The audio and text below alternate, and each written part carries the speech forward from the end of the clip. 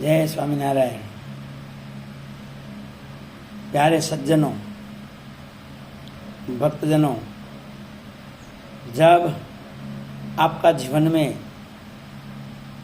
ऐसी कोई भयंकर उथल पाथल हो जाए, ऐसी कोई घटना घटे जैसे जीवन में भयंकर भूकंप आ गया, हमारा जीवन अनेक विक्षेपों से भरा हुआ है। सद्गुरु गुणातीतानंद स्वामी ने कहा है, ये लोक ही ऐसा है, यहाँ बिना कारण दुख परेशानी आती है। जब हमारा जीवन में कोई जीविका का नाश हो जाए, धन की हानि हो जाए, कोई विपरीत संजोगों पैदा हो जाए जिसकी वजह से हमारा कहीं भयंकर अपमान हो जाए, या फिर हमारे ऊपर बहुत बड़ा कोई कलंक आ जाए, या कोई देशी ईर्ष्यालु लोग किसी भी तरीका हमको अपमानित करने का, हमारा कार्य में बाधा करने की प्रयास करें, कोई जगह पे हमारी इज्जत जाए,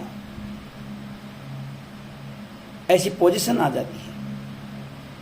उस समय में हम मायूस हो जाते हैं, हम अंदर से टूट जाते हैं, हमारा हृदय ना हिम्मत हो जाता है।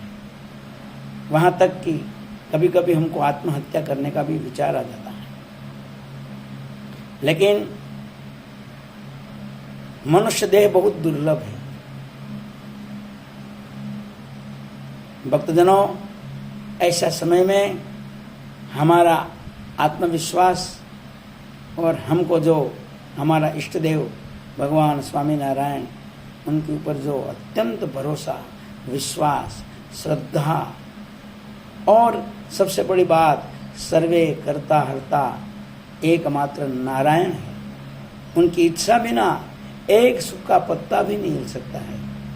ऐसी जो हमारा इष्ट देव प्रत्ये जो निष्ठा होनी चाहिए, वो परीक्षा की घड़ी होती है। कहते हैं ना रामायण में कि धीरज धर्म मित्र अरु नारी, आपत काल परखिए चारी। हमारा जीवन में कितना धैर्य है, कितना धर्म है।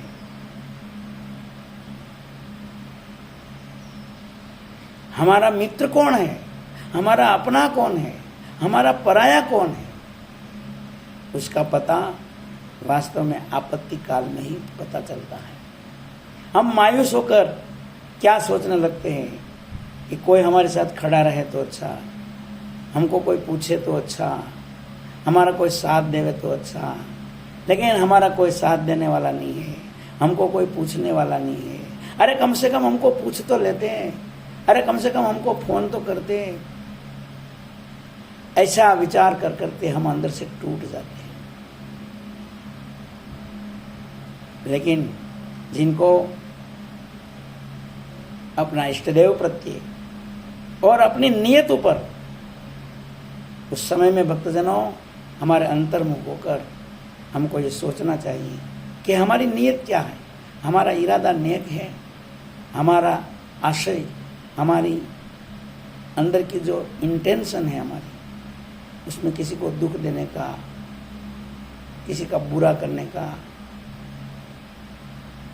या कोई पाप करने का, या किसी का इस्तेमाल करने का, या किसी की आड़ में कोई हमारा कार्य सिद्ध करने का भाव है।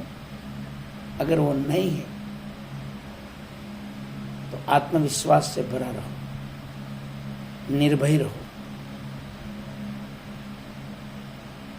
शास्त्रों में विश्वास रखो, जो जैसा कर्म करता है उसको उसका फल अवश्य भोगना पड़ता है।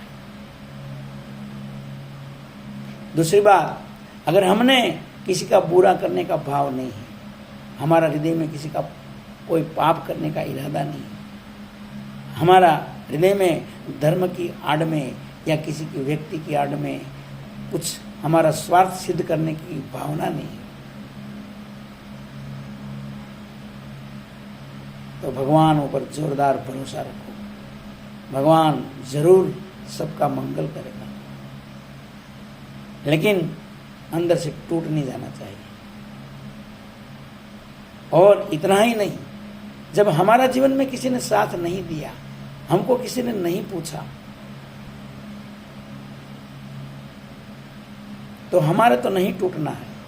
लेकिन अगर दूसरा कोई व्यक्ति में उनके जीवन में ऐसी उथल पाथल हो गई, उसका जीवन में ऐसा कोई विक्षेप आ गया, जैसे हमने पूर्व गिनती करवाया, तो उस समय में उन्होंने भले हमको न पूछा हो, लेकिन हमारा कर्तव्य है, हम उनको पास में जाएंगे, पूछेंगे, फोन करेंगे, उसको उनकी हकीकत को जानने की कोशिश करेंगे, उसका हृदय की गहराई तक पहुंचने की कोशिश करेंगे, उसको आश्वासन देंगे, उसको भगवान का भरोसा दिलवाएंगे, उसको हिम्मत करके बैठा करेंगे, और हो सके इतना उसका कार्य में, उसका जीवन में सहयोग करने की कोशिश करेंगे। उस समय में हम ऐसा नहीं सोचेंगे कि इन्होंने हमको नहीं पूछा था तो हम क्यों पूछे, ये हमारे पास में नहीं खड़े थे तो हम क्यों उसके पास में खड़े रहने जाए, उन्होंने हमारा पक्ष नहीं लिया था तो हम उनका पक्ष क्यों लें, उन्होंने हमको फोन नहीं किया था तो हम उनको फोन करके क्यों पूछे।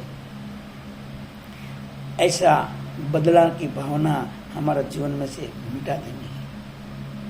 ऐसा हमारा नेक इरादा होगा तो भक्तजनों, जीवन में कोई चिंता करने की जरूरत नहीं है, भगवान जरूर हमारी सहायता करेंगे, क्योंकि भगवान तो अंतर्यामी है, घट घट में बैठे हैं, सबका हृदय की भावनाओं को जानते हैं। इसलिए जीवन में कभी कोई ऐसी घटना आवे, आपत्ति काल आवे, उस समय में निराश न होकर भगवान का भजन करना चाहिए, ताकि भगवान ही ऐसे हैं जो उसमें से सबका हित करने वाला, सबका मंगल करने वाला, मंगल भवन अमंगल हारी, सब अमंगलों का नाश करने वाला और मंगल का करने वाला एकमात्र भगवान है।